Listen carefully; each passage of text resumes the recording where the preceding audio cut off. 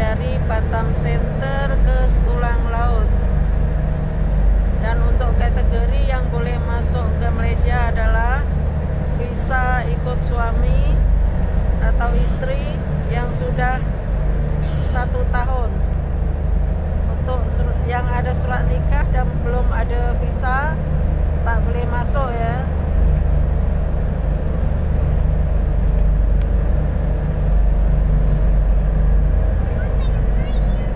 Oke, visa 1 tahun macam ni.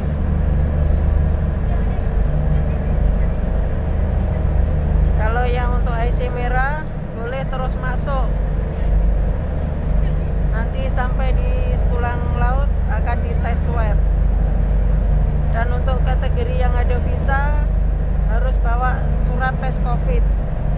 Oke, itu saja. Nanti apa-apa benda sampai di Setulang saya akan infokan lagi melalui Bank Opi Saputra.